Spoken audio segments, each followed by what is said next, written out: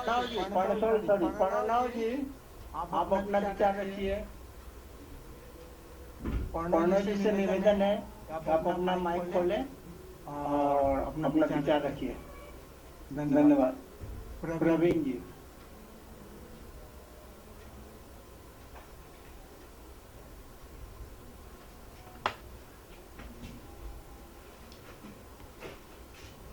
तो समझ में नहीं आ रही है।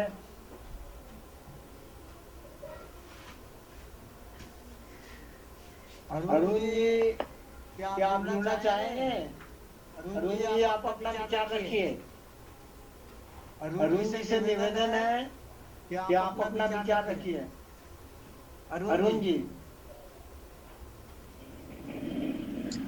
जी सभी को नमस्कार। अभी हम सब जुड़े हुए हैं समझने के लिए, थोड़ा समझने के बाद कुछ विचार रखेंगे बाद में। आप अपना विचार रखने से पहले आप अपना परिचय कम से कम तो दे दीजिए। हम बिहार पूर्वी चंपारण मोतिहारी से हुए और जियो में वर्क करते हैं, जॉब करते हैं। सलिया में यही है।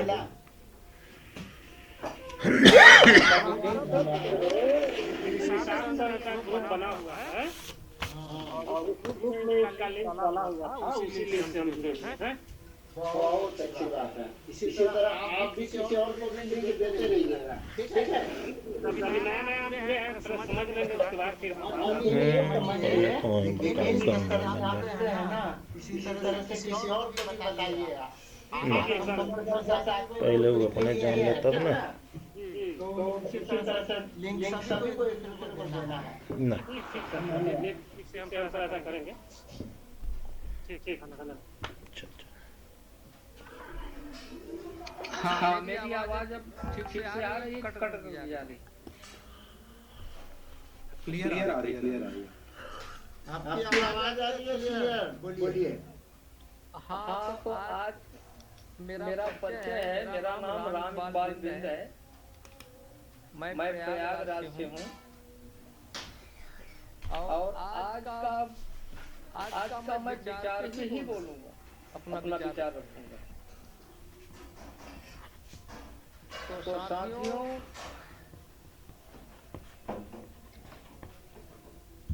विचार दो प्रकार के होते हैं, पॉजिटिव एंड नेगेटिव, नकारात्मक और सकारात्मक।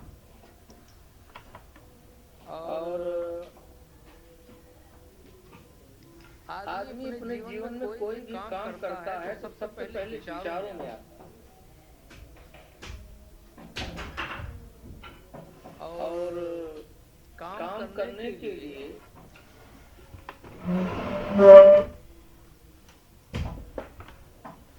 लकड़ी कैसन पड़ा था? क्या पड़ा लक्ष्य होता है और एक उद्देश्य। का भाई ठंडा ना बगैर लक्ष्य से गुजरे बगैर उद्देश्य कभी पूरा नहीं होता। और लक्ष्य उद्देश्य में अंतर क्या होता है? जैसे द्रौपदी का जब स्वयंवर था तो अर्जुन का लक्ष्य था मछली के आंख में तीर निशाना मारना, और उनका उद्देश्य क्या था? द्रौपदी से शादी करना। तो साथियों, जीवन में बगैर लक्ष्य से गुजरे कभी उद्देश्य पूरा नहीं होता। और कोई काम करने के पहले यदि हीन भावना हो गया, विचार नकारात्मक हो गया, तो कभी कोई भी व्यक्ति जो है अपने उद्देश्य को पूरा नहीं कर सकता। इसलिए कि आदमी के जीवन में कभी हीन भावना रखना ही नहीं चाहिए। उसको पॉजिटिव विचार होगा। थोड़ा सा संचालक जी, विषय को एक बार पढ़ दें तो सबको जानकारी में आ जाए। मैं रास्ते में हूँ। नाली जी विषय को आप बता दीजिए, हम बोलने ही वाले थे कि विषय पे बात करिए। आज का जो विषय है स्वाभिमान की वाली बात है। आप थोड़ा लिखित वाली जो बात नाम से निवेदन है कि आप थोड़ा पढ़ के सुना दें। हम रास्ते में हैं, फिर भी हम चला रहे हैं। धन्यवाद। मैं थोड़ा सा बीच में समय ले रहा हूँ, जैसा एक परंपरा रीति है या प्रक्रिया है। आपको पुनः निर्देश करेंगे। आज का विषय है स्वाभिमानी जीवन के लिए, स्वाभिमानी और सफल जीवन के लिए मानव अधिकारों का महत्व। इस विषय पर चर्चा रखी है कि आज का दिवस हम सभी या अधिकांश संस्थाएं, गवर्नमेंट इंस्टीट्यूशंस या ऑर्गेनाइजेशंस मानव अधिकार दिवस के रूप में आयोजित कर रही हैं या विश्व मानव अधिकार दिवस के रूप में भी पूरा विश्व मना रहा है। उस संदर्भ में हमने आज के विषय सेलेक्ट किया कि स्वाभिमानी और सफल जीवन के लिए मानव अधिकारों का महत्व। दो वर्ड यहाँ पर मैंने लिया, स्वाभिमानी और सफल जीवन। और उनके लिए हम मान रहे हैं कि क्या मानव अधिकार कोई रोल प्ले करते हैं क्या। इसमें मैं रिपीट करता हूँ, स्वाभिमानी और सफल जीवन के लिए मानव अधिकार कोई रोल प्ले करते हैं क्या। मतलब उनका रोल या उनका कितना प्रभाव होता है यदि हमारे मानव अधिकारों का संरक्षण होता है या हमारे मानव अधिकार बरकरार रहते हैं या जो हमें मानव अधिकार मिलने चाहिए वो अगर मिल रहे हैं तो क्या हम एक सफल जीवन की तरफ और स्वाभिमानी जीवन की तरफ बढ़ते हैं क्या। और अगर वो नहीं होते हैं तो क्या उसका कोई प्रभाव नकारात्मक या सकारात्मक या न्यूट्रल रहता है क्या। इस पर हम आज की चर्चा पर फोकस करेंगे। तो शुरुआत हो रही मानव अधिकार। मानव अधिकार की एक्चुअली जो थोड़ा सा एक मिनट बस बताऊं कहाँ से शुरुआत हुई। विश्व युद्ध के बाद 10 दिसंबर 1948 को ये डिसाइड किया गया और सार्वजनिक रूप से घोषणा की गई मंच द्वारा कि हम 10 दिसंबर को मानव अधिकार दिवस के रूप में मनाएंगे पूरे विश्व में, जिसका उद्देश्य था कि भविष्य में होने वाले अत्याचारों को रोकना और मानवीय गरिमा की रक्षा करना। यानी जो आम आदमी के साथ किसी भी आदमी के साथ अत्याचार होते हैं उसको रोकना, उसकी गरिमा को सुरक्षा करना है, गरिमा की रक्षा करना। इसी को जब हम रिलेट करते हैं अपने संविधान से तो संविधान में भी एक वर्ड आता है राजनीतिक, आर्थिक और सामाजिक न्याय को संरक्षित करना और व्यक्ति की गरिमा को भी सुरक्षित करना। वहाँ पर भी व्यक्ति की गरिमा को महत्व दिया गया। अब व्यक्ति की गरिमा को हम कैसे समझेंगे उस पर मैं आ रहा हूँ। मानव पर हम फोकस करते हैं, मानव समझना ही उसके मानव अधिकारों का संरक्षण होगा। लीगल राइट्स हमारे बहुत सारे दिए गए हैं, लेकिन हम मानव अधिकार सामान्य से समझ रहे हैं कि क्या इंसान को इंसान के रूप में माना जा रहा है, क्या माना जा रहा है, कैसे उसके मानव अधिकार है, मानव इंसान को माने तो उसके अधिकार इंसान उसको समझा जा रहा है। बड़ी बात आप अगर हम माने कि अगर हमें पढ़ने, लिखने, बोलने, हंसने, खाने, पीने, अपने अनुसार कुछ एक्टिविटी करने की आजादी हो जो किसी कानून के रूप में बाधित न हो, कानून का उल्लंघन न कर रही हो, तो हम मानेंगे एक व्यक्ति को मानव के अधिकार में, मानव के रूप में जीने का हक। पहले की परंपरा पर जाएं या 100 साल 200 साल पहले पर देखें तो हम अगर अपने देश पर फोकस करें तो पाते हैं कि यहाँ इंसान को इंसान नहीं समझा। कई प्रकार से भेदभाव किया जाता था, जाति से, धर्म से, क्षेत्र से, संस्कृति से या भाषा से कह लें। इस प्रकार के बहुत सारे भेदभाव हैं और अभी भी कहीं कहीं पर ये चल रहे हैं। तो इसलिए मानव अधिकारों का होना बहुत जरूरी, मानव अधिकारों से संरक्षित होना बहुत जरूरी। अगर नहीं होते हैं तो क्या होगा? अगर नहीं मिलते मानव अधिकार, आपको इंसान नहीं माना जाता है, भले आप कितनी क्वालिटी रखते हैं, तो ये मान के चलिए आपका वहीं पर प्लेटफॉर्म जो मिलने वाला वो लग जाता है। उदाहरण में अगर पाएंगे, आप थोड़ा सा हिस्ट्री में जाएं, आध्यात्मिक या धार्मिक हिस्ट्री की बात कर रहा हूँ, महाभारत में जाएंगे तो कर्ण की बात आती है। कर्ण एक अच्छा धनुर्धर था और वहाँ पर पांडवों के गुरु द्रोणाचार्य ने धनुर्विद्या का एक वो रखा कि हम ये टेस्ट करना चाहते हैं कि आखिर सबसे बड़ा धनुर्धर कौन है, यानी वो साबित करना चाहते थे कि क्या अर्जुन से बड़ा कोई धनुर्धर है क्या। तो उस बीच में कर्ण आए कि हाँ मैं भी इस धनुर्विद्या कह लो या धनु की जो धनुष की प्रतियोगिता और ये धनुर्विद्या की मैं शामिल हूँ। तो वहाँ पर उसको बात के लिए नहीं, मतलब उसको राजा नहीं था इसलिए तो पार्टिसिपेट नहीं करनी। यहाँ पर उसके मानव अधिकारों का हनन। अगर वो पार्टिसिपेट करता तो संभावना थी कि जीत जाता, यानी सबसे अच्छा धनुर्धर साबित होता। तो जो एक वर्ग था जिसको साबित करना चाहता था अर्जुन को कि सबसे बड़ा धनुर्धर है, तो वहां पर उसको मात मिलती और कर्ण का एक प्रोजेक्शन होता कि ये अच्छा धनुर्धर है। अगर वहां पे अधिकारों का, उसके मानव अधिकारों का संरक्षण होता तो शायद कर्ण सबसे अच्छा धनुर्धर आज हमारे बीच में जाना जाता बनिस्पत अर्जुन। यही चीज एकलव्य के साथ साबित होती। एकलव्य ने कुछ नहीं लिया किसी से, अपनी मेहनत और लगन के बल पे अर्जित किया था, लेकिन उसको ये कहकर पहले ठुकराया गया था। और जब वो ज्ञान लेने गया था या विद्या सीखने गया था थोड़ा सा के पास, कि आप जो है चूंकि इस राजसी परिवार से नहीं हो, सामान्य परिवार से हो या दलित परिवार से, शूद्र परिवार से, हम आपको शिक्षा नहीं दे सकते, हमारी व्यवस्था है। तो क्या शिक्षा पाने का कुछ ही वर्गों का? क्या इंसान को शिक्षा पाने का हक नहीं है, चाहे वो जिस जाति का हो, जिस रंग का हो, जिस नस्ल का हो, जिस जाति का, जिस क्षेत्र का हो, जिस संस्कृति का? तो ये चीजें जब होती हैं, मानव अधिकारों का हनन होता है, कह सकते हैं, उसको नहीं मिलते हैं, तो उसका विकास रुक जाता है। जो मेरा मानना उस इसी प्रकार भेदभाव की बात करें, मानव अधिकार की बात करें, कुछ लोग होते हैं उस भेदभाव को एक चैलेंज के रूप में स्वीकार कर लेते हैं और आगे चलकर एक एग्जाम्पल सेट करते हैं। सबसे बड़ा एग्जाम्पल जो हम मानते हैं राष्ट्रपिता महात्मा गांधी की, उन्हें बराबर ट्रेन टिकट ली थी, जिस क्लास की चाहिए उतना पे किया था, वैसे ही पे किया था। उस इंटाइटल क्लास में जिस टिकट लिए थे उस क्लास में दूसरे तो गोरों का करके भगा दिया कि तुम गोरे नहीं हो। आखिर क्यों? उन्हें कौन से काम नहीं पूरा किया था? मतलब जितना टिकट का चार्ज था टिकट लिया, वैलिड टिकट ली, ट्रेन में एंट्री करना चाहते थे, लेकिन क्यों धकियाया गया? क्योंकि मानव को मानव नहीं समझा। गोरे लोग उस समय या ब्रिटिशर्स जो है, अदर देन ब्रिटिशर्स को इंसान ही नहीं मानते। उस घटना को गांधी ने चैलेंज लिया, बदल के दिखाया, अपने देश को आजाद करके दिखाया। एक सशक्त उदाहरण मिलता है जो सभी लोग जानते हैं। पढ़ने जाते थे तो अलग अलग दूर बैठाया जाता था, अपनी टाट पट्टी लेकर आओ, अपने सब कुछ लेकर आओ, बैठने का, खाने पीने का, कुछ लोगों के बीच में बैठोगे, कोई तुम्हारा पानी छुआ नहीं पिएगा। लेकिन उन्होंने उसको भी चैलेंज के रूप में लिया और एक उदाहरण पेश किया। हाल की घटनाओं में आए तो आपने सुना होगा 2 साल पहले कि राजस्थान के स्कूल में एक बच्चे ने एक घड़े से पानी निकाल दिया स्कूल से, तो वहाँ के टीचर ने उसको मार मार के हाल बेहाल कर दिया। क्यों भाई? आज भी क्या वो ऐसा है? क्या उसके अधिकार मानव को मानव नहीं समझा जाएगा क्या?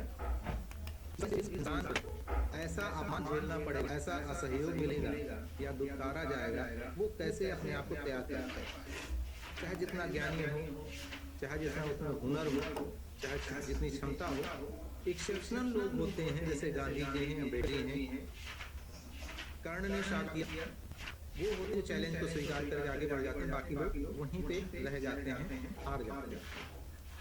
अभी घटना हुई रीवा मध्य प्रदेश में, एक दलित परिवार के बच्चे के साथ सिर में पेशाब किया किसी एक, क्या वो इंसान नहीं था? क्या उसको इंसान के रूप में जीने का हक नहीं? इस कारण से मानव अधिकारों की जरूरत पड़ती है। अभी हाल ही में वायरल हो रहा था, जस्ट 1 महीने के अंदर की बात है, एक सामान्य दलित या SC आदमी बैठा था चेयर पर, तो वहाँ से एक ब्राह्मण वर्ग निकला, उसने विरोध किया, तो मेरे सामने चेयर में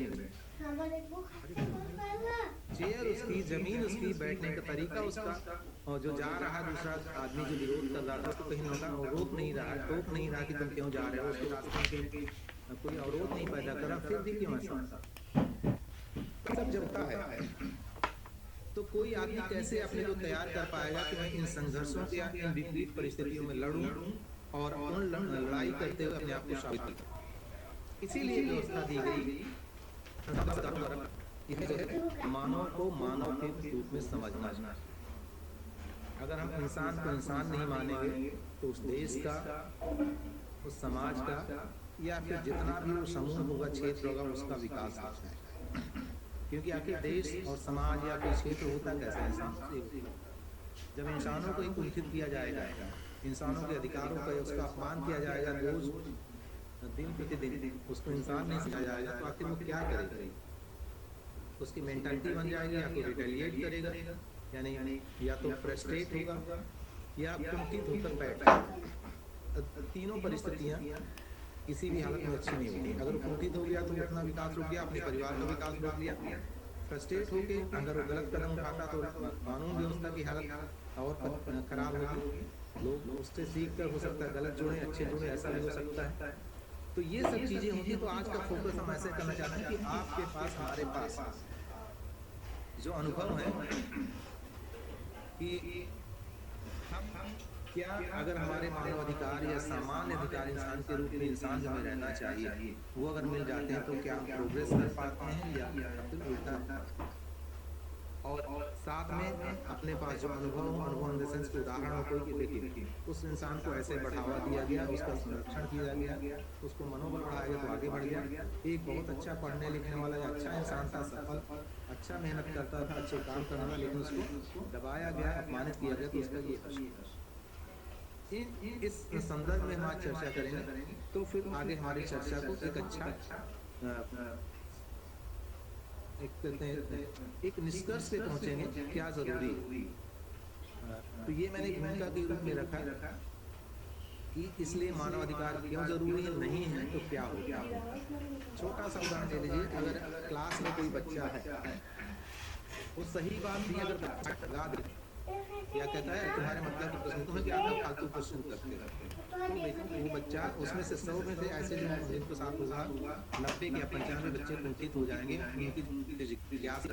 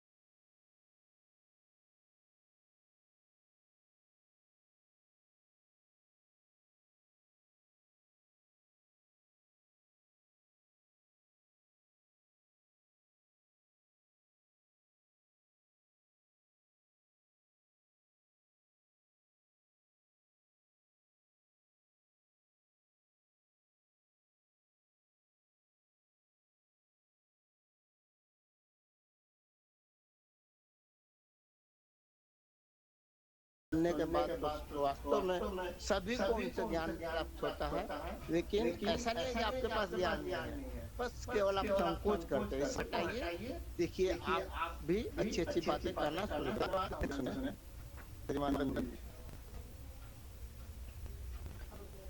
सभी सम्मान बंधुओं, मसला है भैया तो हमें एक गिलास गर्म पानी दो। और कहा जाता है कि चेहरे की हंसी से, थोड़ा सा चेहरे की हंसी से गम को भुला दो, चेहरे की हंसी से गम को भुला दो, खुद ना रूठो, सबको हंसा दो, खुद ना रूठो पर सबको हंसा दो। यही राज है जिंदगी का, यही राज है जिंदगी का, जियो जीना सिखा दो। ये पूरे नाबिक साहब के एजेंडे का लब्बो लुबाब मैं जो समझ पाया। जियो और जीना दो, ह्यूमन राइट्स, स्वाभिमान और एक शानदार जीवन हम कैसे उपलब्ध कर पाए हैं, दुनिया कैसे उपलब्ध कर पाई है, उसका बड़ा लंबा इतिहास है। दोस्तों, दुनिया में सबसे पहले ये जो हिस्ट्री है, इतिहास है, विश्व का इतिहास है, उस इतिहास में एक मेसोपोटामिया सभ्यता थी। हम लोग वर्ल्ड हिस्ट्री में पढ़ते थे, ग्रेजुएट जब कर रहे थे इलाहाबाद यूनिवर्सिटी में, तो मेसोपोटामिया की सभ्यता पढ़ते थे हिस्ट्री में, वर्ल्ड हिस्ट्री। मेसोपोटामिया की सभ्यता में लास्ट में एक बड़ा भारी शहर बना, उसका नाम था बेबीलोन। बेबीलोनिया सभ्यता का प्रतीक बन गया। उसकी खासियत क्या हुई? ये 539 ईसा पूर्व की बात है। खासियत ये रही उस शहर की कि वो शहर बड़ा मशहूर हुआ दुनिया में, खास करके जहाँ आज लड़ाइयाँ हो रही हैं, उसे इर्द गिर्द ये इराक से 49 किलोमीटर दक्षिण है। इराक से बगदाद जो शहर है उससे 59 किलोमीटर 95 किलोमीटर के बीच में। दुनिया की सबसे बड़ी सभ्यताओं में मेसोपोटामिया की सभ्यता थी। उसमें एक बड़ा शहर डेवलप हुआ, वो बेबीलोन शहर की खासियत ये थी कि उसमें जो राजा हुआ करते थे वो बड़े अय्याश और बहुत युद्ध में रंग रहने वाले और जनता के शोषण के वो आधार हुआ करते। इतना ज्यादा अत्याचार था कि उस जमाने में आदमी को खरीदता था, गुलाम बनाए जाते। आदमी खरीद के गुलाम बनाए जाते थे और गुलाम को जिंदगी भर के लिए रखे जाते थे। बेबीलोन शहर पर साइरस द ग्रेट एक एम्परर हुआ, बादशाह हुआ, उसने हमला किया। उस हमले में बेबीलोन शहर को उसने जीत लिया। जीतने के बाद उसने एक घोषणा किया। पूरा उसने पता लगाया कि शहर की आखिर खासियत क्या है, क्या बात है। शहर तो बड़ा खूबसूरत है, मगर इसमें जो जनता रहती है वो किस तरह की है। उसने पता लगाया तो पता लगा कि 90% जनता वहाँ की वो गुलाम। उसने एक घोषणा पत्र जारी किया, साइरस द ग्रेट ने। घोषणा पत्र में ये कहा कि सारे गुलाम छोड़ दिए जाएं और वो अपना जीवन अपने ढंग से जिएंगे। उनको कोई डिस्टर्ब नहीं कर सकता है, उनको उनके अधिकारों से कोई डिप्राइव नहीं कर सकता है, उनको जीवन का अधिकार दिया जाए। ये घोषणा पत्र 539 ईसा पूर्व में Cyrus the great Farsi emperor Babylon को जीतने वाला बादशाह, उसने ये घोषणा की। वहां से एक ह्यूमन राइट्स का पुट निकला। राजा होते हुए भी जो प्रजा को गुलाम ना समझे, उसको इस रूप में रखे, इस रूप में उसका पालन पोषण हो कि वो सेल्फ डेवलप करे, एक सोसाइटी हो जिसको कोई गुलाम ना बना सके। ये तो रही उस सभ्यता की बात। अब आइए हिंदुस्तान की हिस्ट्री में पहला मानवाधिकारवादी गौतम बुद्ध पैदा। हालांकि वो राजपाट छोड़ चुके थे, लेकिन उन्होंने जो ह्यूमैनिटेरियन ग्राउंड्स दिए दुनिया को, जो मानवीय कृत्यों को और मानवीय सुविधाओं को, जो मानवीय एक इंसानियत का जो पाठ पढ़ाया वो गौतम बुद्ध ने हिंदुस्तान में पढ़ाया। राजपाट छोड़ चुके थे, इसलिए वो नहीं कहा जा सकता कि राजा ने कोई घोषणा किया था। उन्होंने अपने धर्म प्रचार में या उपदेश के द्वारा ये सब, उन्होंने एक फिलॉसफी दिया कि सबको जीने का अधिकार है, कार्य कारण के साथ जिए और अधिकार के साथ जिए। लेकिन जो देश में जो मानवाधिकार का सबसे बड़ा चैंपियन हुआ उस जमाने का बौद्ध सम्राट अशोक। सम्राट अशोक की हिस्ट्री तो ये थी कि बड़े खूंखार होते हुए कलिंग के युद्ध में बहुत लोग मारे गए, सैकड़ों लोगों की हत्याएं हुई। कहा ऐसा जाता है, हिस्ट्री में भी लिखा गया, लेकिन अब हिस्ट्री लिखने वाले कहाँ तक किस एंगल से लिखते हैं ये भी सोचने की बात है। बहरहाल सम्राट अशोक ने ह्यूमैनिटेरियन ग्राउंड को अपना लिया, छोड़ दिया युद्ध करना। बहुत बड़ा साम्राज्य था, यूं कह लीजिए अटक से कटक और कलिंग से लेकर के लाहौर, ये यूं कह लीजिए कि आज अफगानिस्तान का जो एक हिस्सा है जहां पर तक्षशिला हुआ करता था, कंधार तक था उनका साम्राज्य, मगध साम्राज्य। उस बादशाह ने, हमारे इम्परर सम्राट अशोक ने सब जगह मानव कल्याण के लिए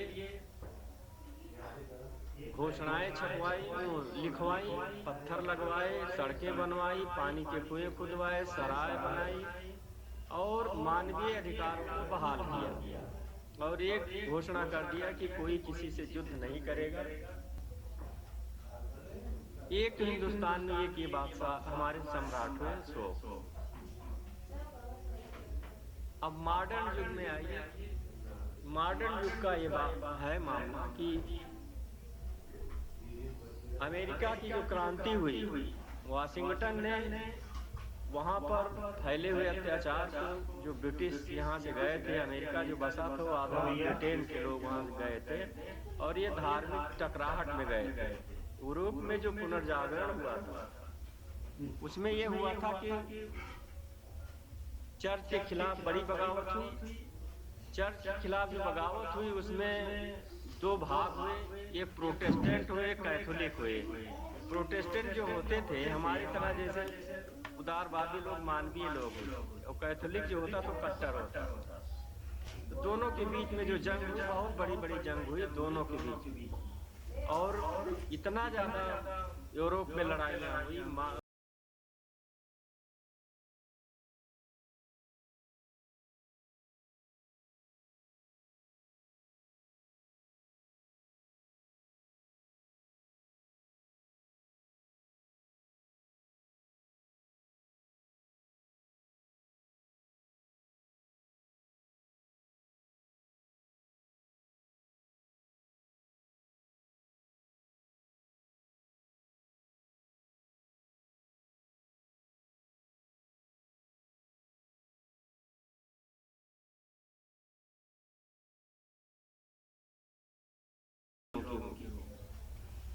वहाँ जब क्रांति हुई, वाशिंगटन ने क्रांति किया वहाँ, तो उसने मानवाधिकारों को बहाल किया।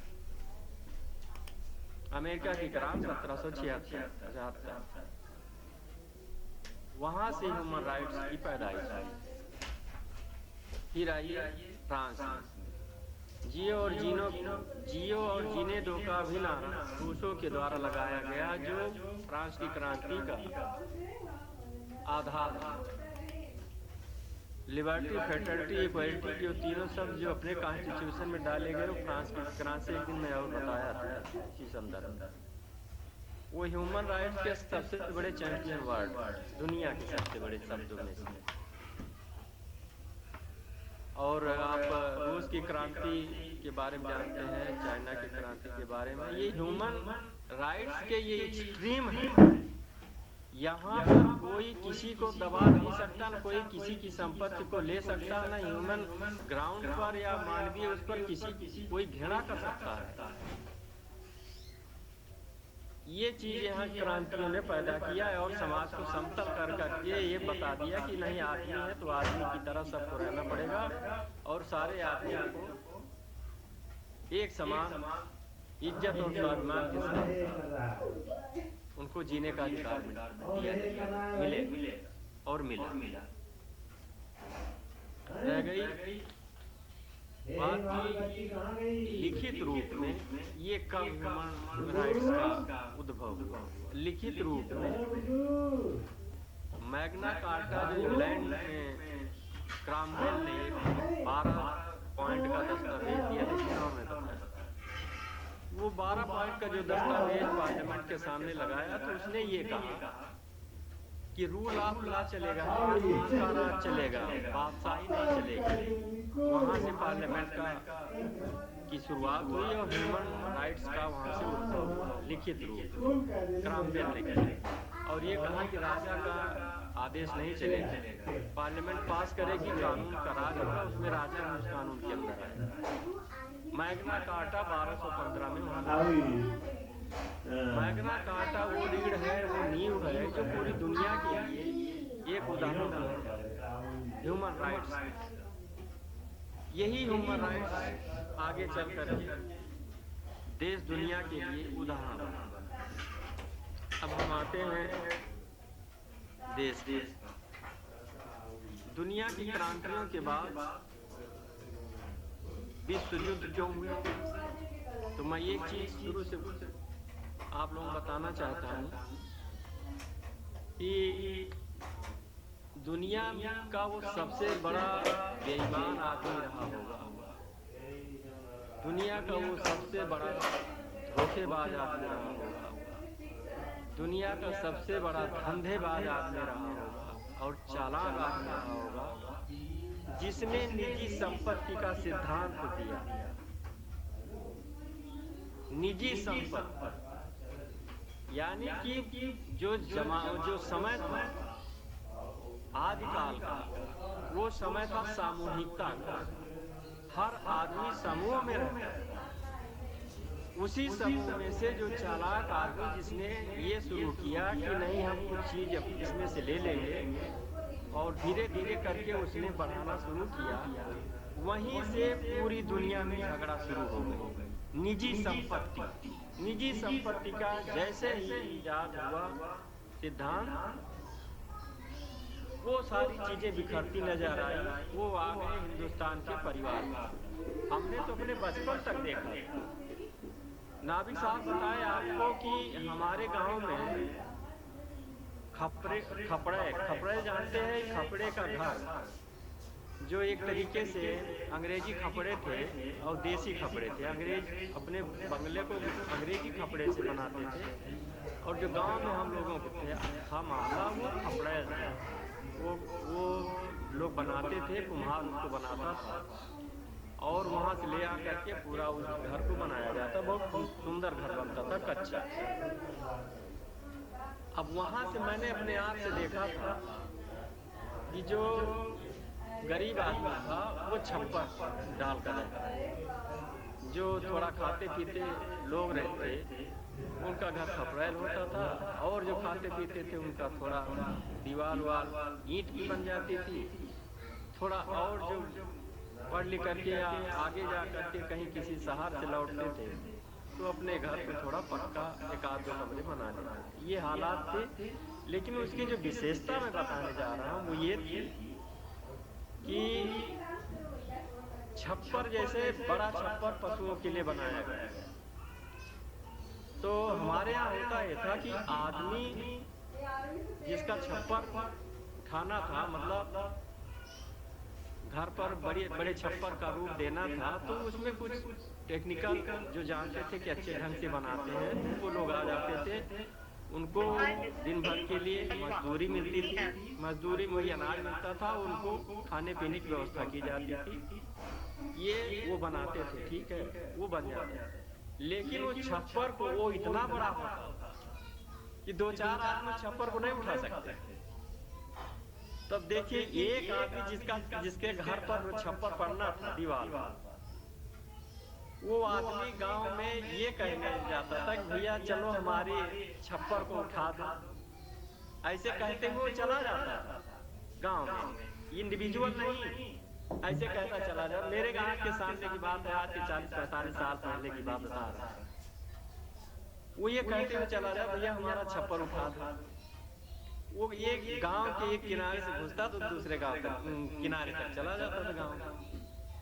अब आपको मैं बताऊं कि हम लोग बहुत छोटे छोटे थे, हम लोग भी मजा लेने के लिए पहुंच जाते थे कि देखे क्या होता है इसे। तो छप्पर सब लोग एक तरफ पकड़ते थे, एक साथ उठाते थे, और जो होता था उस समय की नारा लगाते थे वो अपना गांव का नारा होता था, उस समय में उसी से वो जोर लगाते थे।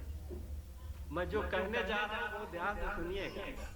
वो नारा एक साथ लगा करके, पूरा जोर लगा करके सामूहिक रूप से उस छप्पर को उठा देते थे और उठा करके उस पर रख देते थे वो। तो हुआ ये कि एक आदमी अगर उस छप्पर को चाहता तो उठा नहीं सकता। गांव का वो समूह जो है उस आदमी की मदद किया। ये सामूहिकता ही एक ह्यूमन ग्राउंड पैदा करती है कि सबके साथ है ये, इसलिए सब सबका साथ दो। जब सब सबका साथ देंगे तो सबका विकास होगा, और जब सबका विकास होगा तो झगड़े की गुंजाइश कम होगी। लेकिन वहीं पर जब निजी ढंग से लोग अपना अपना काम करने लगे, वहीं से टूटना शुरू हो गया। मैं बताऊं, हमारे यहाँ गन्ने की, मैं एक दिन और बता, गन्ने की खेती जो होती थी तो गुड़ बनाया जाता, गुड़ चीनी वाला गुड़ बनाया जाता था गांव। वहां भी यही सिस्टम। अब हम छोटे से थे तो भाई साहब बड़े थे, हमसे काफी बड़े थे, करीब 10-12 साल बड़े, वही 7-8 में मैं पढ़ता था। तो होता ये रहा कि कोल्हू होते थे गन्ना पेरने के, गन्ना पेरा जाता था और पूरे गांव के लोग गन्ना हमारा काटने जाते थे, दूसरे का काटने जाते थे, मिल करके केवल कह दिया जाता था आज फला का गन्ना कटेगा। सब लोग गन्ना काटने चले जाते थे, लादते थे और वहां तक पहुंचा देते थे जहां वो कोल्हू होता था। सामूहिक रूप से एक पैसा लेना नहीं, एक पैसा देना नहीं, हमारा काम हम, आपका काम आप, ऐसा नहीं था। आपका काम हमारा काम, हमारा काम आपका काम, सब लोगों का, पूरे गांव का काम हो गया। होता ये था गन्ना कट जाता था तो गन्ना का गुड़ जब बनता था, पेर करके जब रस बनाया जाता तो रात में, आजकल का दिन होता था, रात में इतनी ज्यादा ठंड होती थी कि बैलों को कोल्हू में लगा करके गन्ना पेरा जाता था रस निकालने के लिए। तो कभी कभार होता ये था कि बारी बारी से उसमें वो बर्तन हो जाता था। बर्तन जब भर जाता था तो ये होता था कि अब आपकी बारी खत्म, ये रस जो है आप वहाँ पहुँचा दीजिए, डाल दीजिए वहाँ जहाँ गुड़ बनने वाला है। अब दूसरे को हम ही जाते थे रात में उसको बताने कि भाई अब हमारा खत्म हो गया, अब आप चलिए उसमें अपने बैल को लगाइए और खुद लाइए और पेर करके रस दीजिए। ये पूरा सिस्टम था, एक सामूहिक सिस्टम था, लेना एक ना देना दो, लेकिन था। उसमें प्रदीप पांडे नाम से कोई जुड़े हुए शादी हैं। ब्याह में मान लीजिए कुछ लोग शहरों में चले गए थे। कलकत्ता उस जमाने का एक मशहूर शहर हुआ करता था। हमारे बाबा तो रंगून तक पहुंच गए थे पानी के जहाज से, वहां तक चले गए थे। तो उस ऐसा है, रिमूव कर दीजिए ना आप। कोई व्यवस्था रहती थी। हाँ, तो मान लीजिए वो लोग जिनके घर में कुछ पैसे वैसे वो तो किसी भी ग्रुप में कोई डाल दिया होगा। अच्छी चारपाई मिल जाता था, अच्छा चादर मिल जाता था, अच्छी तकिया मिल जाता। गाँव में जिसकी नहीं, बारात रिमूव कर दीजिए, जिसके जरूरी। यहाँ लड़की की ठीक है, शादी हम थोड़ा बाहर थे, अभी आए देखे तो पूरा गाँव का आदमी हाँ रिमूव कर दीजिए, क्योंकि देखिए इसका कुछ अलग इफेक्ट पड़ेगा, फिर हम बाद में बात करें, बताएंगे। चारपाई देते थे, बिस्तर हाँ। देते थे, तकिया देते थे और पूरे के पूरे गांव के बच्चे से लेकर बूढ़े तक लगे रहते थे कि इनकी इज्जत, गांव की इज्जत जाने न पावे, इसलिए सबको बराबरी से खाना पीना खिलाते थे और तब इसके बाद बारात को विदा करते थे, शादी हो जाती। सब सबका साथ देते थे। तब ये नहीं था कि वो ठेकेदारी थी कि भाई टेंट मंगवा दो, ये करवा दो, वो करवा दो। सब वही गांव के लोग ही, जिसके पास जो भी रहता था सब अपना प्रोवाइड कर। मैं इसलिए कह रहा हूँ कि ये जो निजी संपत्ति आई है, इसने तोड़ करके परिवार से लेकर के, समाज से लेकर के, प्रदेश से लेकर के देश तक को तोड़ के रख दिया। ये निजी संपत्ति ही ह्यूमन राइट्स का दुश्मन साबित है।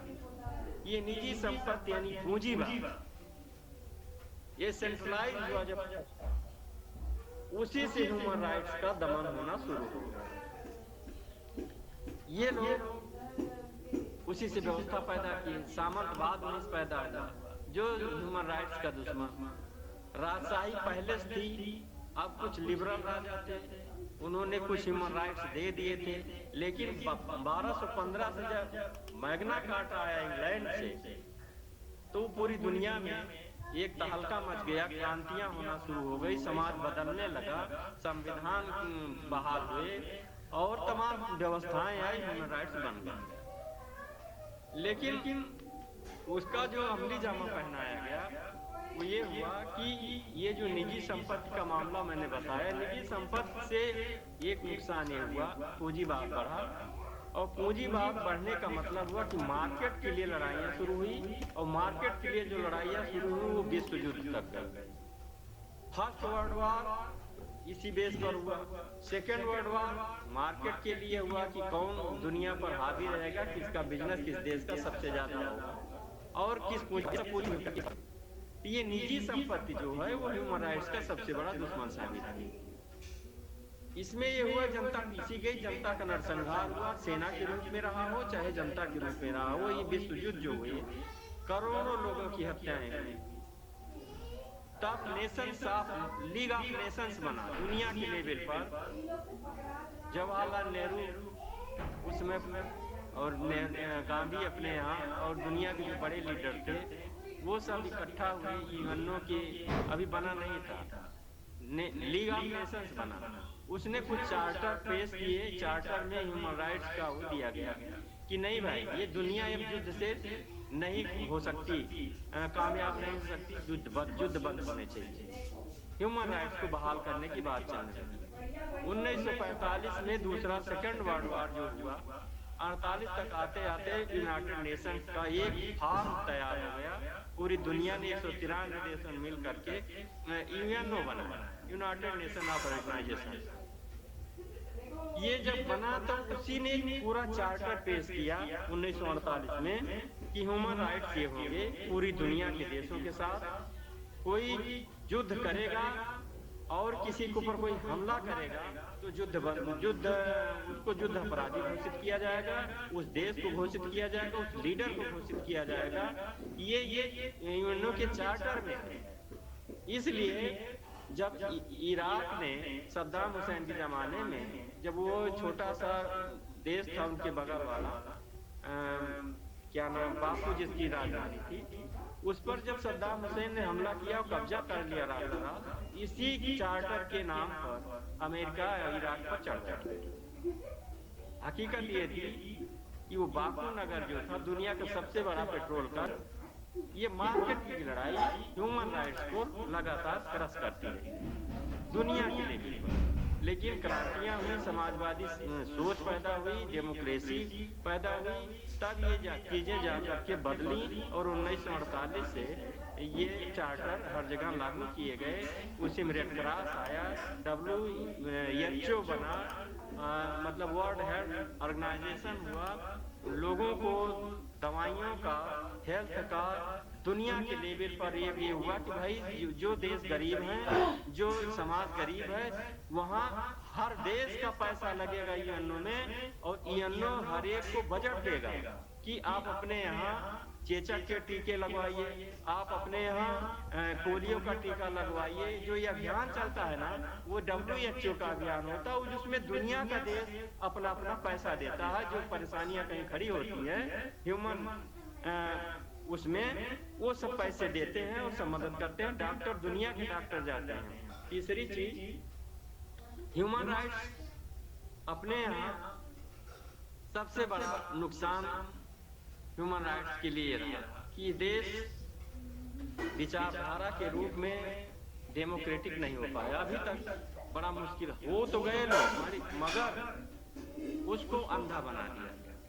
अंधा इस रूप में बना दिया गया कि आप स्वाभिमान कैसे बचा पाएंगे। ह्यूमन राइट्स का मतलब ये हुआ कि मानव का अधिकार क्या है। मानव का अधिकार यह है कि मानव मात्र जो है वो दुनिया के प्राणियों की तरह वो भी एक प्राणी है।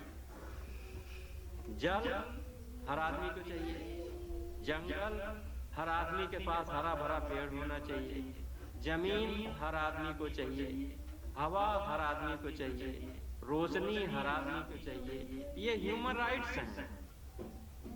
जब सबको जल, जंगल, जमीन, मकान, दुकान और जीने के साधन सबको मिलने चाहिए, अगर नहीं मिलते हैं तो इसका मतलब है उसका कहीं न कहीं शोषण है और उसको कहीं न कहीं उससे वंचित किया जा रहा है। तब ये आया कि भाई सबका राइट है। इवन कि मान लीजिए कोई आदमी कोई अपराध करता है तो अपराध करके उसको जेल में अगर किसी धारा में भेजा जाता है तो उसका ह्यूमन राइट्स बनता है कि जब उसको जेल के अंदर भेजा जाए तो उसको खाने का इंतजाम, उसके स्वास्थ्य का इंतजाम, इसीलिए वहाँ अस्पताल भी होते हैं, तमाम सारी सुविधाएं दी जाती हैं। ये ह्यूमन राइट्स में लिखे हुए हैं।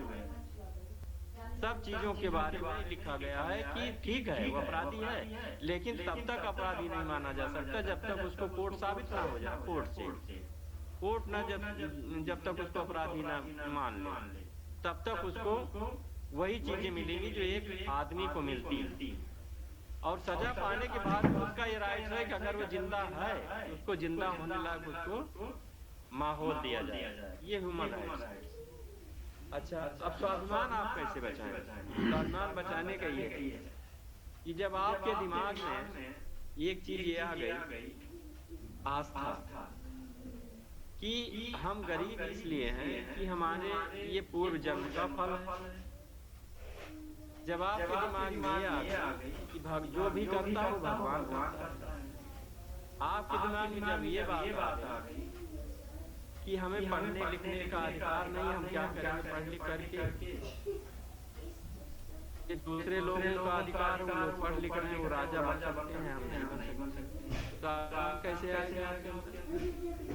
आप जब ये सोच लिए हैं, आप आस्था का विषय खुद बन गए हैं, तो अपने स्वाभिमान को आपने गिरवी कर दिया है, दिमाग में आपने गिरवी कर दिया है, तो कैसे होगा? स्वाभिमान कहाँ से पैदा होगा? और जिस दिन आपने समझ लिया कि नहीं ये हमारा राइट्स है, जल, जंगल, जमीन, आसमान, जल, थल, नभ, पानी, सूरज, रोशनी, हवा, सब पर सबका अधिकार है। और केवल कि 10-20 तल्ले का मकान इसका बन जाए और हम झोपड़ी में भी न रहने पाएं, ये हमारे मुकद्दर की बात नहीं है।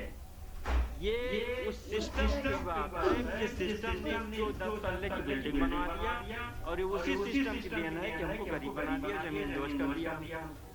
जिस दिन ये चीजें लोगों के अंदर आ जाएंगी उस दिन स्वाभिमान अपने आप जाग जाएगा। अरे बाप, हमको तो हजारों साल से इस तरह से बताया गया कि पुनर्जन्म होगा, इस जन्म में अच्छा काम किए रहेंगे, दान दिए रहेंगे, या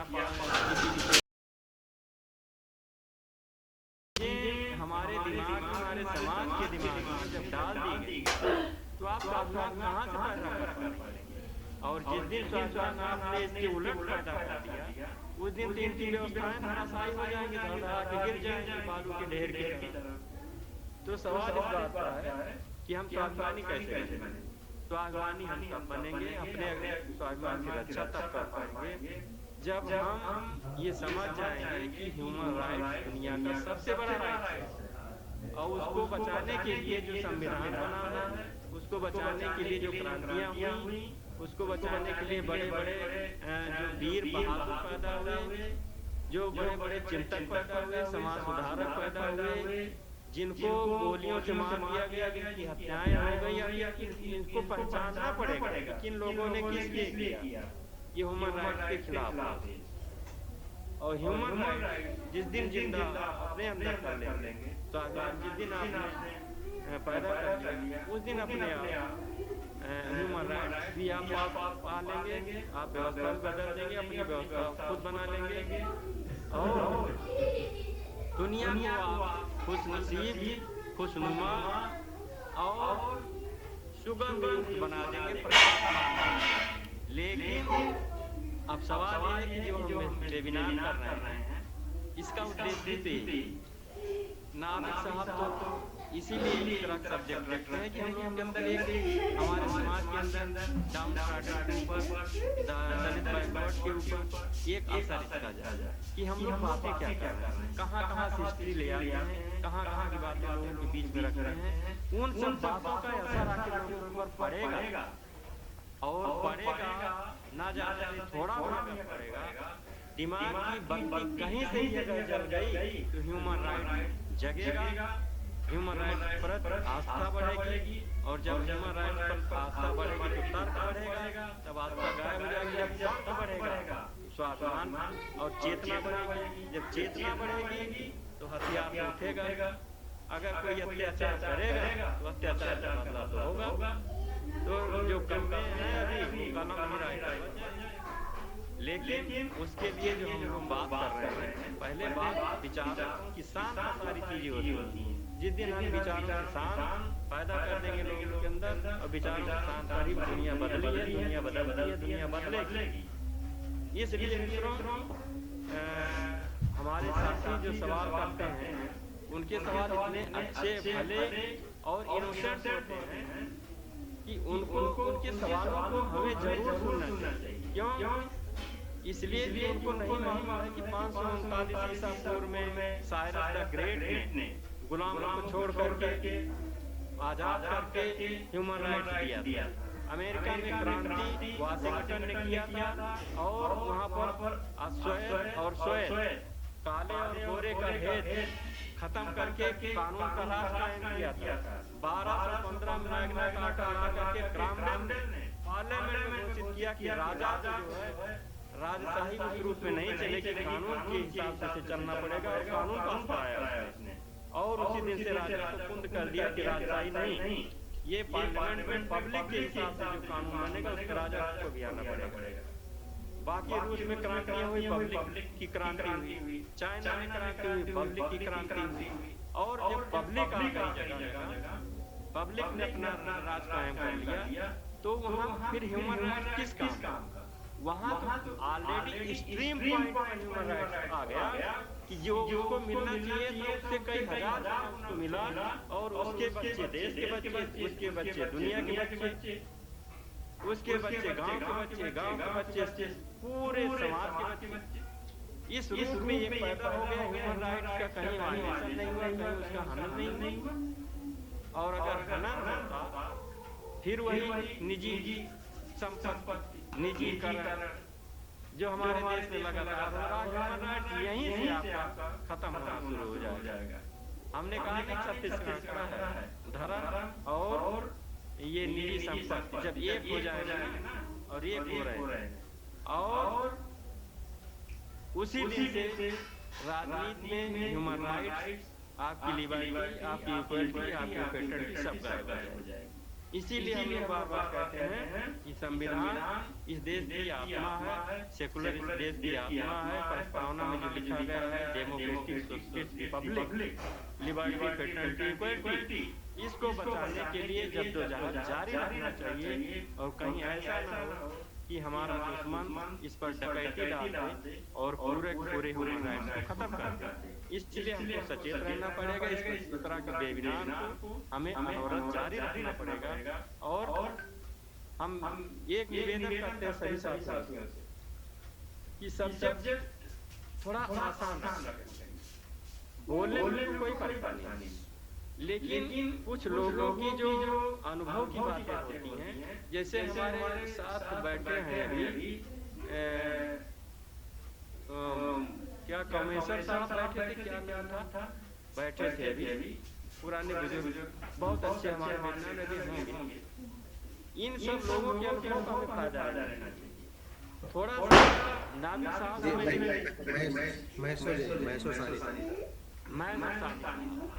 तो जो सब्जेक्ट आप सब रखिए उसको थोड़ा आसान जैसे लगे कि हाँ आम आदमी के समझ की बात हो। मैं बोलता तो मुझे तकलीफ इस बात की होती है कि मैं इतनी दूर से बोलता कि उसको पकड़ने में लोगों को समय लगने लगता है और वो समझते हैं कि केवल बकवास होती है और किताब की बात केवल होती है।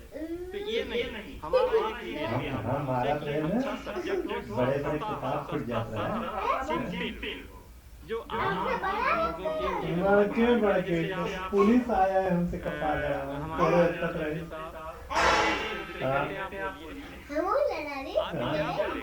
अम्मा से पूछे अपनी दादी से फुट जाए लंबू रोवा लंबू रोवा है पूछ लिया अपने दादी से रोज रोज जो है तूने वहाँ पे पुलिस आवा कि पहले हमसे माथा लड़ा के तब जाए अगर केव आवा ना नंदा से मिले तो पहले माथा लड़ावा तब नंदा से बात करा। बाकी तो आप लोग बहुत पढ़े लिखे लोग बैठते हैं ना, आप लोग तो समझ जाते हैं सारी चीजें, लेकिन आम आदमी को हमें इसे सुनाने के लिए ऐसे आप पुलिस है हाँ किससे मिल रहा कभी है कभी सवाल होता है कि पहले हमसे जो है पुलिस है तो पहले हमसे माथा लड़ाइए फिर जाइए कि सब्जेक्ट ऐसे मार नहीं ऐसे आकर्षित होने चाहिए, आकर्षण का केंद्र बनना चाहिए, जो कुछ लोग आकर के उसको सुनने के लिए बिल्कुल क्या है पंचम उसके प्रति आकर्षित होकर के चले आवे कि हाँ इस सब्जेक्ट पर आज बात होगी और फला फला लोग बोलेंगे, तो मैं समझता हूँ कि और लोगों को इसमें मौका दीजिए। हम तो हमेशा आपके साथ रहेंगे, आपके अभियान के साथ नहीं हैं, लेकिन मेरा मतलब ये है कि ये किसी के दिमाग में आए कि अकेले मैं बोलता हूँ, पता नहीं कहाँ से बोलता हूँ। तकलीफ मुझको ये रहती है कि मैं क्या बोलता हूँ, आप लोग समझते हैं, बाकी लोग नहीं समझ पाते होंगे, मेरा अनुभव ये कहेगा। इसलिए आपसे निवेदन है कि जो सब्जेक्ट रखिए सर उसको जनता की भाषा वाला रखिए, जिससे हम लोग उस भाषा में बोल भी पाएं और उसको आसानी से समझा दें। मेरा इतना आपसे निवेदन है। नमस्कार। बहुत बहुत धन्यवाद भूपेंद्र जी को, जो इतना मैंने दूर से बोलते हैं और बहुत सही बात बोलते हैं। और ये भी सही है कि सबकी पहुंच की बाहर की भी बात है, जो लोग गहन अध्ययन करेंगे उन तक ये बात जरूर पहुंच जाती है। और नाविक जी समझ ही रहे हैं उनके कहने का मतलब क्या है, जन साधारण वाली बात, ताकि सब कोई मैंने पार्टिसिपेट कर पाए। शायद भूपेंद्र जी का यही कहने का विचार है। धन्यवाद।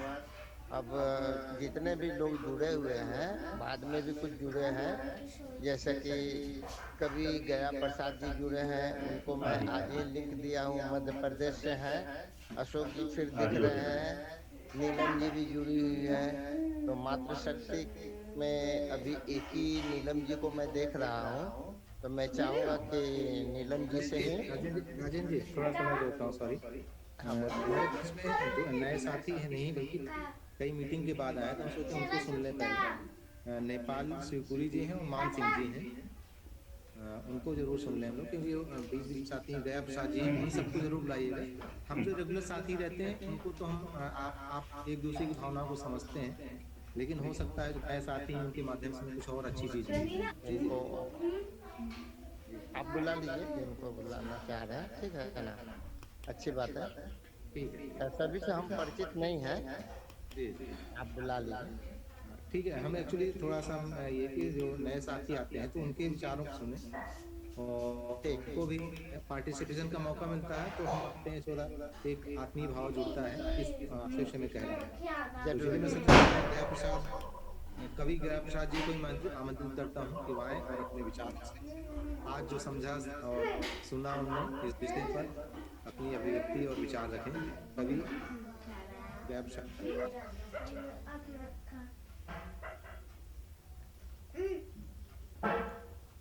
गया प्रसाद जी हम लोग में सबसे नीचे हमारा, शायद वो नहीं है इस पोजीशन में जो की बात करें, तो मैं अगले साथी कौन से करूँ? नेपाल शिवपुरी जी हैं। नेपाल शिवपुरी जी बहुत कई मीटिंग के बाद हम आपको यहाँ देख पा रहे हैं, इसलिए हमारी इच्छा है कि आज अपनी बात जरूर आप रखें। नेपाल शिवपुरी, नेपाल शिवपुरी जी।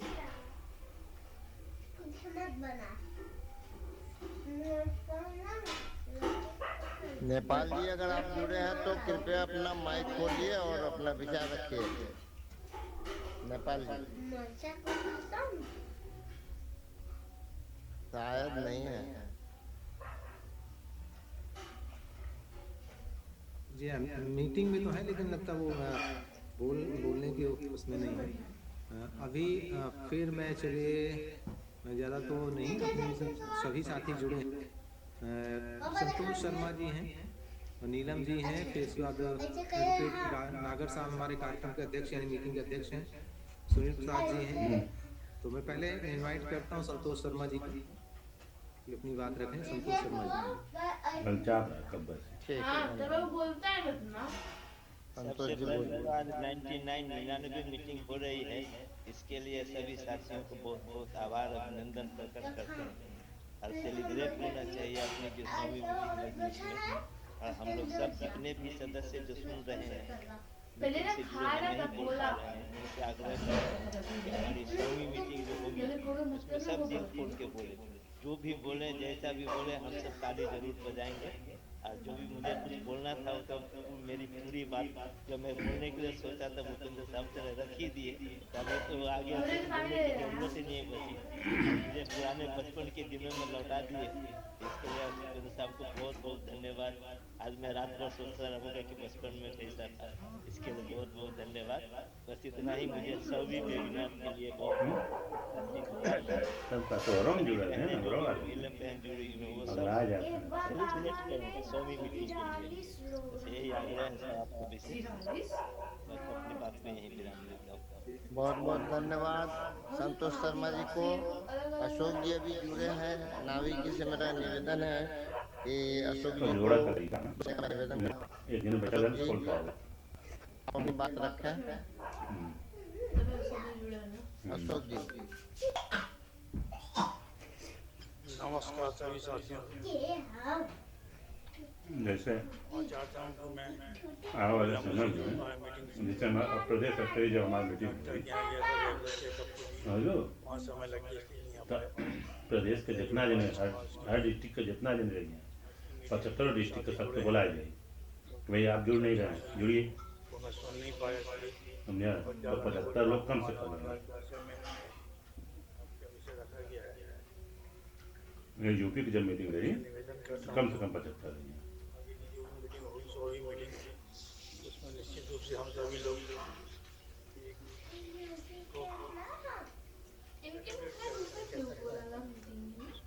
सब अलग अलग संचालन कर रहे हैं ना, अपन सेलिब्रेट करते हैं। हम खुद संचालन करते हैं। भाई साहब ने अभी बताया सेलिब्रेशन टाइप का करें तो ज़्यादा अच्छा होगा। ये सुझाव है। क्या है सभी लोग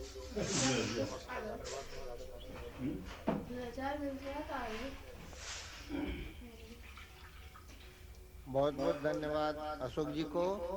अभी फिशरमैन आर्मी से जुड़े हुए हैं, साथ ही साथ इनके साथ में कभी भी जो लोग भी बाद में जुड़े हैं, मैं पुनः उन सभी को अभिनंदन और स्वागत करता हूं। और मैं चाहूँगा मातृशक्ति के रूप में नीलम जी जुड़ी हुई है। नीलम जी आप अपना विचार रखिए। श्रीमती नीलम जी। सभी पदाधिकारियों को जय निषादराज और सभी पदाधिकारियों का, सभी समाज सेवियों का, सभी सदस्यगणों का स्वागत करती हूँ, अभिनंदन करती हूँ। और पहले ही बता दिया था कि बाद में बोलूँगी, पहले नहीं बोल पाऊँगी, इसके लिए क्षमा चाहती हूँ। आज का विषय रखा गया है स्वाभिमान।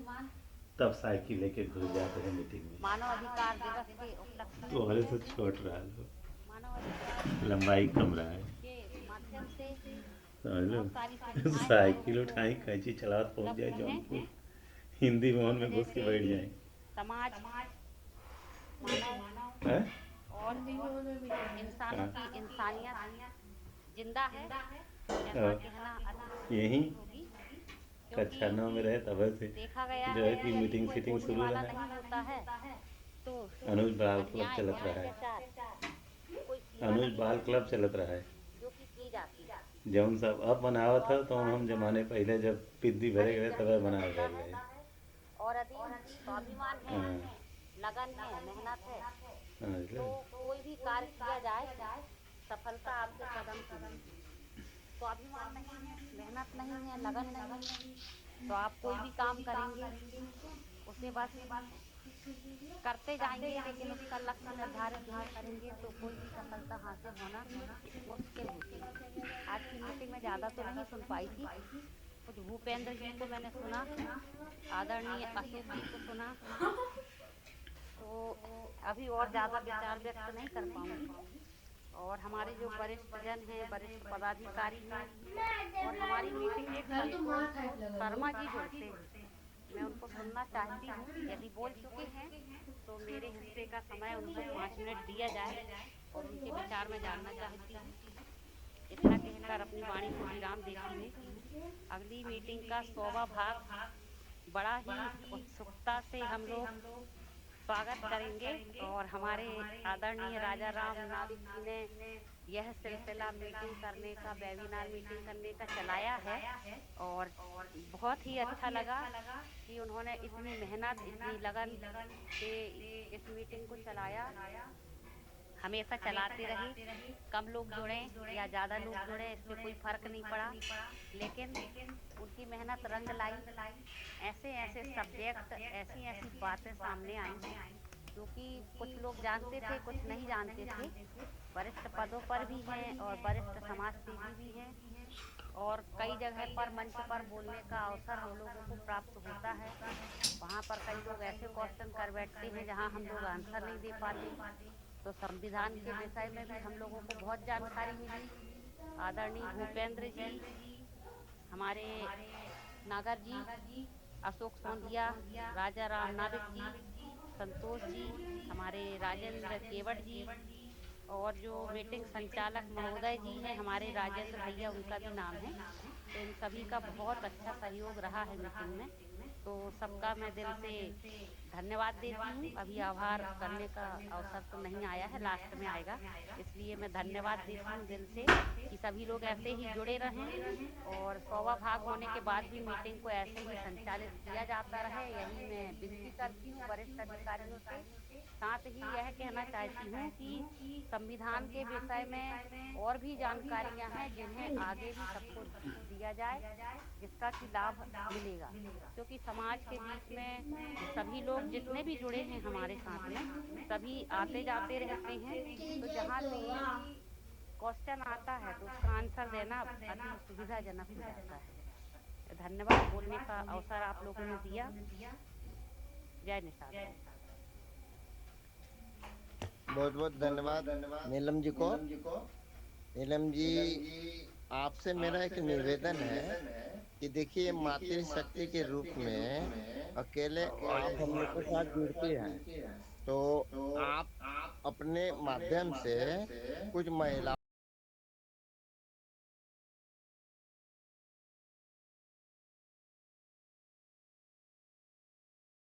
करके उनको बोले कि भाई आप भी जुड़िए, तो 2-4 महिलाएं भी साथ में रहेंगे। तो हम तो चाहते हैं कि जितने हम लोग जेंट्स लोग रहते हैं, महिलाएं उतना उनसे ज़्यादा रहें तो और अच्छा होगा।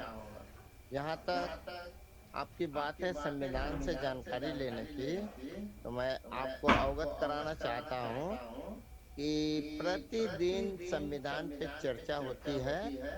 आप मेरा नंबर पे कॉल करिएगा, मैं आपको मैं भेज दूंगा, वो भी लिंक मैं भेज दूंगा। प्रतिदिन वो चर्चा होती है। धन्यवाद। इसी के साथ मैं एक बार पुनः देखता हूँ ना, गया जी हैं तो उनको देने का प्रयास करता हूँ। श्रीमान गया जी, कभी गया प्रसाद जी, आज मैं आपसे सुबह ही है, तो आप अपना विचार रखिए। कभी गया प्रसाद जी,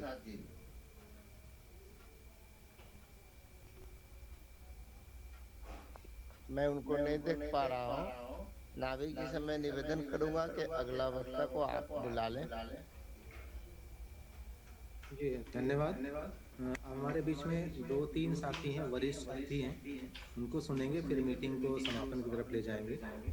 राम इकबाल जी शुरू में बोल रहे थे, फिर हैंड रेज किया, तो पहले मैं उनको इनवाइट कर लेता हूँ। उन्होंने हैंड रेज किया है। राम इकबाल जी, आपका स्वागत है। आप अपनी बात रखें, पुनः आपको इनवाइट करते हैं। राम इकबाल। हाँ, दोबारा समय देने के लिए आप लोगों को धन्यवाद। समय के भाव की वजह से मैंने अपनी बात शुरू में नहीं रख पाया, तो ये मान सम्मान स्वाभिमान की रक्षा जो है, आदमी जो है शिक्षा से भी होती है, और जो हमारे सारे चीज़ें हैं वो संविधान में निहित है। 26 जनवरी 1950 के पहले जो व्यवस्था थी, सारी जिम्मेदारी जो है राजा को होता था, प्रजा को राजा के अनुसार चलना पड़ता था। अब लोकतंत्र में हम लोग पहुंच गए हैं। संविधान जो है मान सम्मान स्वाभिमान सभी की रक्षा करता है। तो मैंने देखा कि कुछ जानकारी के अभाव में, कानूनी व्यवस्था को जानकारी के अभाव में हम लोग जो है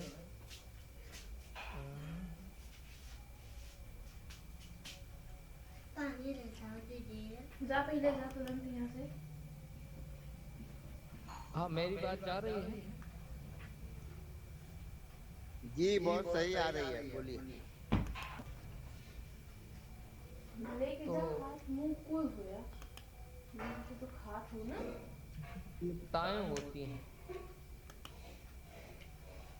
एक तो दूसरी जानकारी हो गई, तीसरी हम लोगों की एकता, भाईचारा के भी अभाव होता है। जैसे एक आदमी आज के जमाने में किसी के मान सम्मान स्वाभिमान पर ठेस पहुंचा और अपनी बात शासन प्रशासन में अकेले जाता है, तो सुनते नहीं लोग।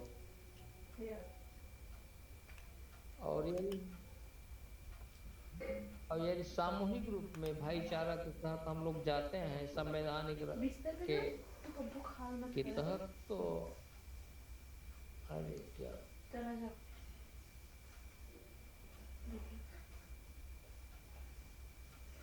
जी सर, आवाज जा रही है?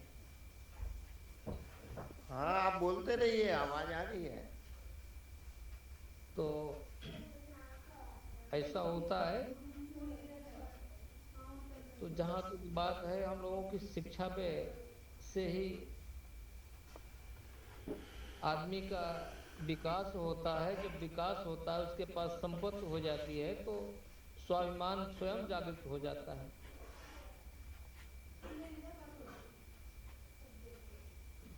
तो ये सब ज़्यादा बातें न करके, समय काफ़ी हो गया है, तमाम साथी लोग हैं, मैं ज़्यादा बात नहीं रखना चाहता हूँ। समय के भाव के नाते शुरू में व्यस्तता न होती तो अपनी बात विस्तार से रखता, और इसी के साथ मैं अपनी बात समाप्त कर रहा हूँ।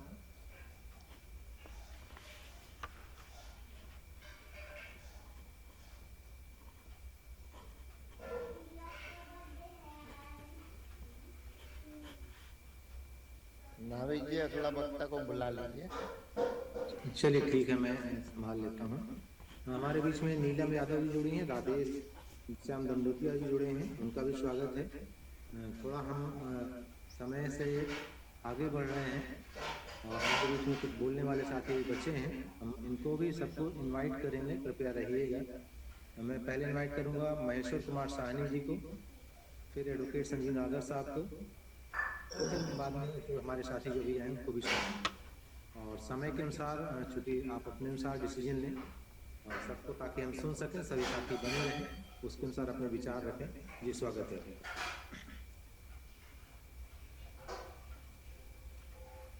नमस्कार जी, अभी उपस्थित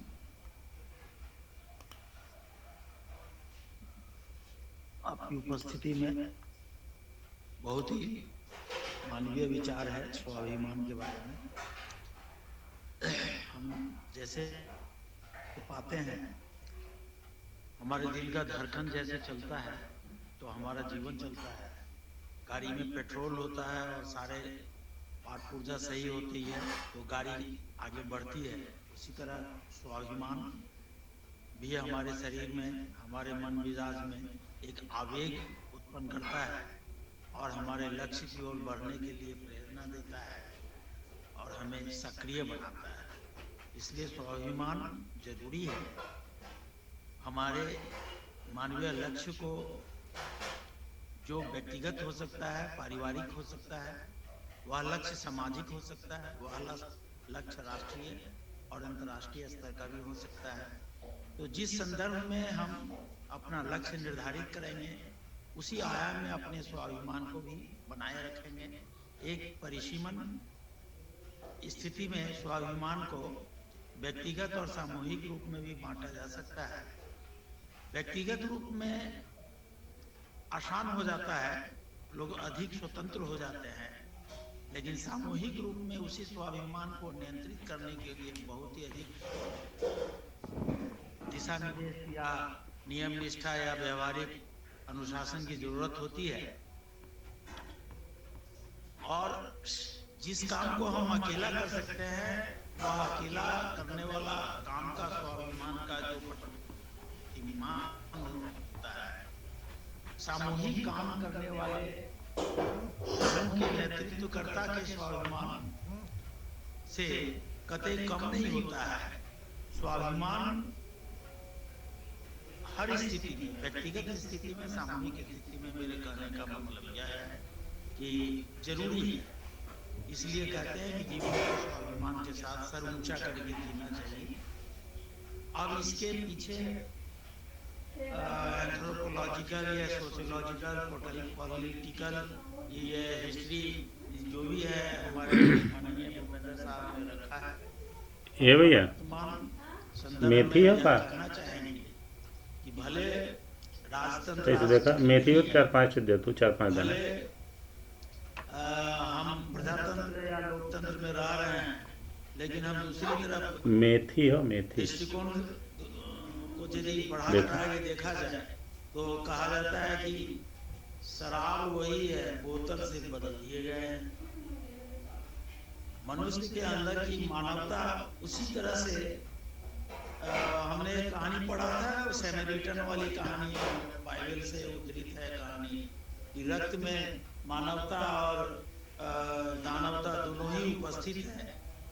तो जहाँ स्वाभिमान है वहाँ घमंड भी है। यह द्वंद्व की स्थिति हमेशा बनी रहती है। जिसका पावर ज्यादा होता है वही सक्रिय होता है, यानी खून में ही है सारा। तो अभी जमींदारी प्रथा भले ना हो, कानून की व्यवस्था दे दी गई है, संविधान दे दिया गया है, लेकिन मनुष्य के रक्त का जब स्वाभिमान कमजोर पड़ता है तो दानवता जाग उठती है, और दानवता कमजोर पड़ता है तो मानवता जाग उठती है। जिसका जोर रहता है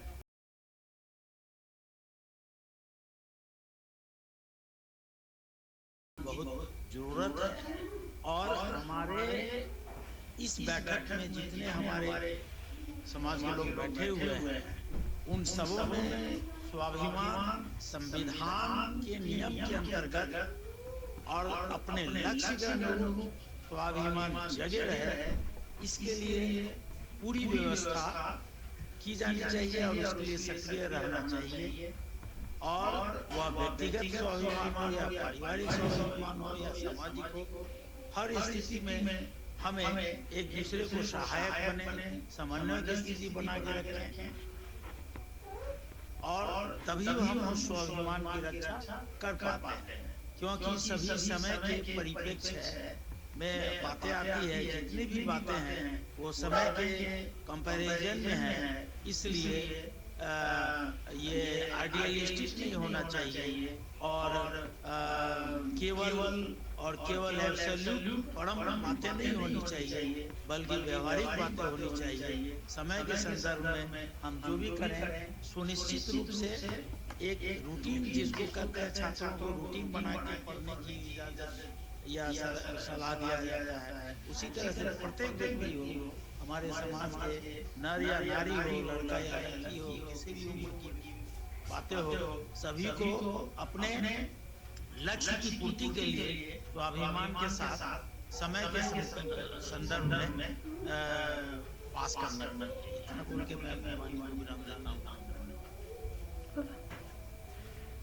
जी धन्यवाद सानी साहब, आपने अनुभवों के साथ हमको एक मार्गदर्शन दिया। बहुत बहुत स्वागत है आपका। और मीटिंग को आगे बढ़ाते हुए मैं अपने वरिष्ठ एडवोकेट संजीव नागर साहब को बुला लेता हूँ। नीलम यादव जी हैं और नंदुतिया जी हैं, फिर हम इन्वाइट करेंगे हमारे प्रश्न के लिए।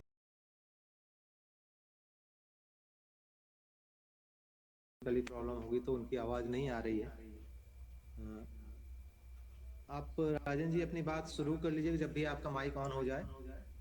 और पुनः यही चलिए, ठीक है, हम 99 मीटिंग्स कर चुके हैं और मेरे से सबकी ये सहमति है कि हम सभी मीटिंग को वैसा रखें, कोई विषय में ना बांधें, सबको हम बोलने का अपने अनुसार मौका रखें और उसको फिर वैसे ही मैसेज बनाते हैं, एक आध बार आपस में शेयर कर लेंगे।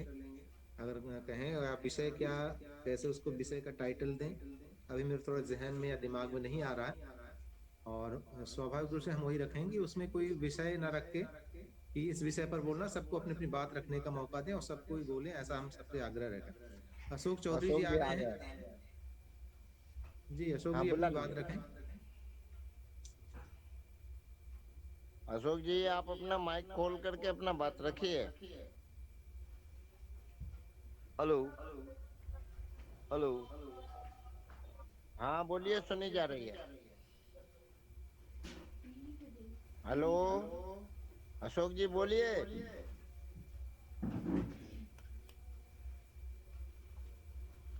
हेलो अशोक जी बोलिए, आप अपनी बात रखिए।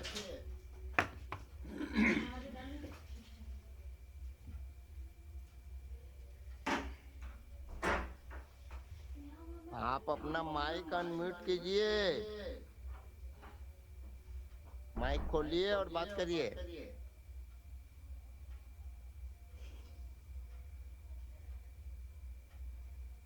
शायद अशोक जी समझ नहीं पा रहे हैं। राजेंद्र जी केवट जी को दे दीजिए। वो भी नहीं है, मीटिंग में नहीं है, अभी वो भी मीटिंग में नहीं है इस मोमेंट पे। चलिए तब तक एक नए साथी जुड़ गए हैं, उनको भी हम स्वागत कर लेते हैं और बोलने का मौका हो सकता है, नहीं तो फिर हम खत्म करते हैं। हेलो जी बोलिए। जी जी हाँ बोलिए, आपकी आवाज आ रही है। ठीक, कहने का मतलब, मेरा नाम अशोक कुमार चौधरी, नॉर्थ 24 परगना जिला, पश्चिम बंगाल से। सबसे बहुत उम्मीद किए थे और बहुत उम्मीद के साथ कह रहे हैं कि अगर भूल चूक हो तो माफ करिएगा। और सौ जाति से अनुरोध है कि बहुत ध्यान से हमारी बात को गर्भ में लीजिएगा, गर्भ में लीजिएगा, इसलिए कि हमको बड़ा गर्व है आज की डेट में, और इतना कि 99 मीटिंग हो रहा, अब 100 पूरा होने वाला है और हमको बहुत बड़ा गर्व है। और हम जिस मैदान में थे और जिस जगह पर थे, हम लोग, हमारा सोच और हम लोगों का सोच, लोग जिसे बोलते हैं निचले स्तर का लोग नहीं समझ पाते थे, लेकिन हम बहुत बड़ा धन्य भाग्य हुए ये मास्टर जी के साथ रहकर आज हमको गर्व इतना मिला है और हमेशा जिंदा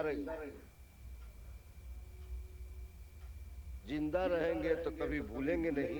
हमको बहुत बड़ा एहसास है, हमको बहुत बड़ा एहसास है और हम समझ रहे हैं कि हम लोग 100 जाति में प्रगट ये बात को हो और हर घर में ये दिमाग में ढुकाए और समझ में, सबको समझ में आए, दिन हो या रात हो, सुबह हो या शाम हो, अगर मीटिंग होना है तो 24 घंटा से पहले सबको अलर्ट किया जाए। यही मेरा अनुरोध है। और गौतम बुद्ध के विषय में बोल रहे थे कि हमको मानवता के अधिकार के हिसाब से गौतम बुद्ध को उपस्थित मिला, हमको ये नहीं जानकारी था, जो कि हमको जानकारी मिला कि मानव अधिकार के हिसाब से। ए, हेलो क्यों रे? हेलो बोलते रहिए, सुनी जा रही है आराम से। हाँ, हमको मानवता के अधिकार से गौतम बुद्ध की जीवनी कहानी पर हम तो अच्छी तरह से जानते थे और जानते भी है, लेकिन आज सुनकर कुछ हमको अनुभव नहीं, बहुत बड़का ज्ञान मिला। और हम जानते भी, जानकर भी हम ये अंधकार में रहे कि किसको हम बताएं, कैसे बताएं। लेकिन ज्यादा से ज्यादा हम लोगों को इसमें जुड़ने से स्वाभाविक है कि हम लोगों को कुछ रास्ता अलग मिल सके और हम लोग अपना एक समाज संगठन और तैयार कर सके आगे।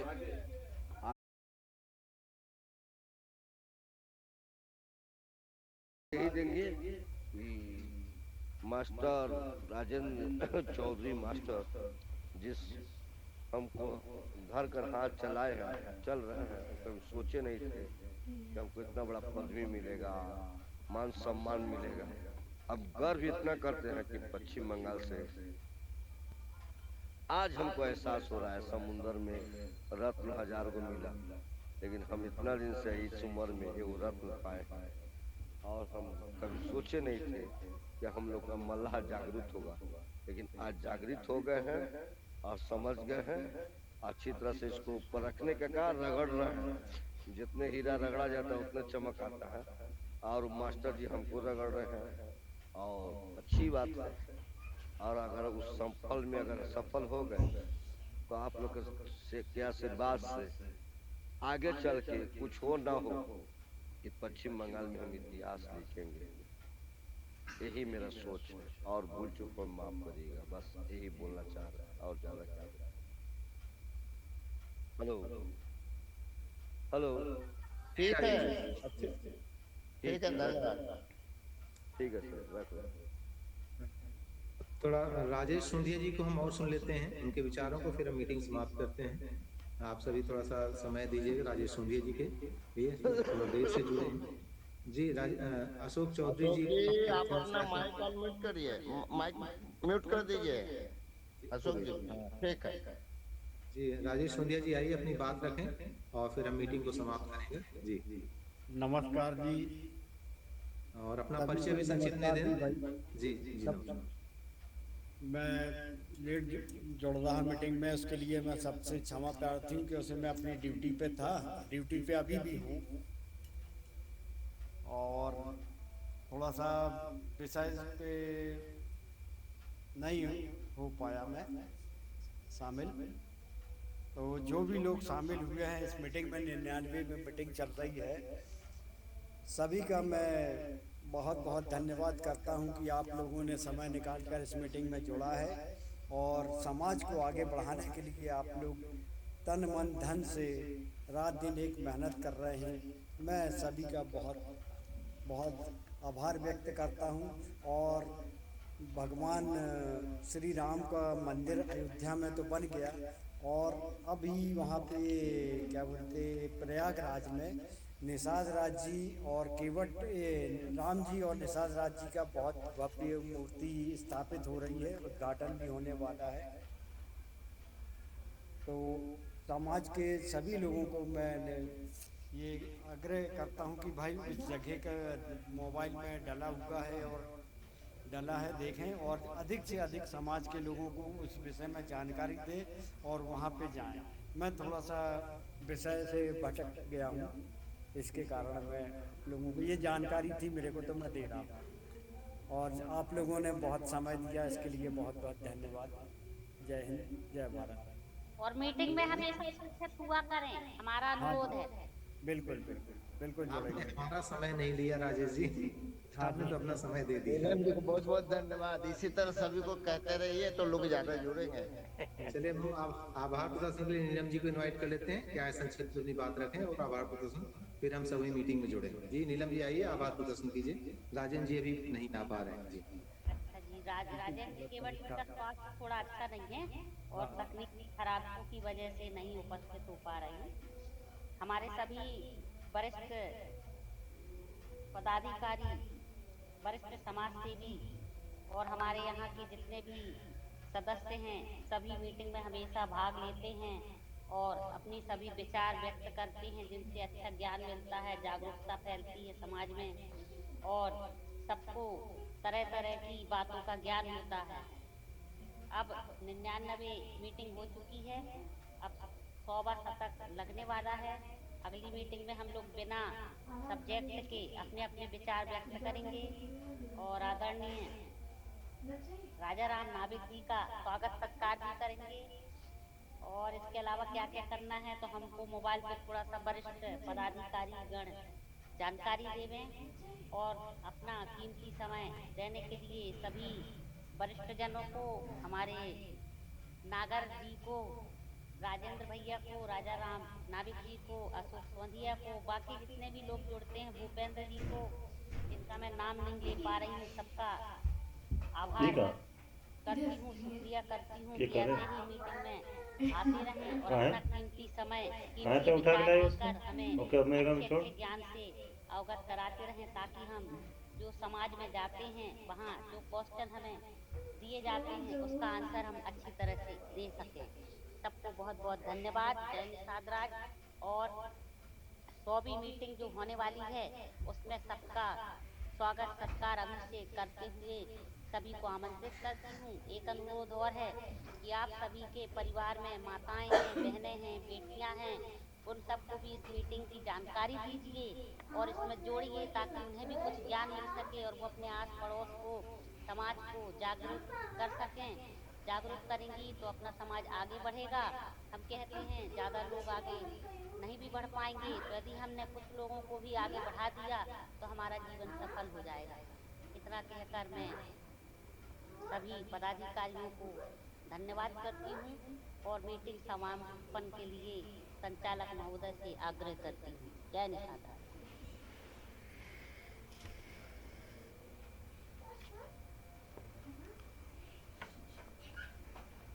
जो अब आप सबकी सहमति और अनुमति से आज की मीटिंग हम यहीं ख़त्म करते हैं और अगले मंगलवार को, इस संडे को फिर नागर साहब की मीटिंग मिलेंगे, उसके बाद में मंगलवार को हम मिलेंगे और 100वीं मीटिंग जो होगी हमारी, उसके लिए हमें अपने अनुसार थोड़ा प्रयास करना है कि अधिकांश लोगों को सूचित करना है और हम निश्चित करें कि हम तो रहेंगे ही और बाकी साथी भी रहें, ऐसा भी प्रयास करना है। धन्यवाद आप सभी का और बहुत बहुत स्वागत, बहुत बहुत आभार। जय हिंद, जय भारत, जय निषाद। सभी को जय निषाद।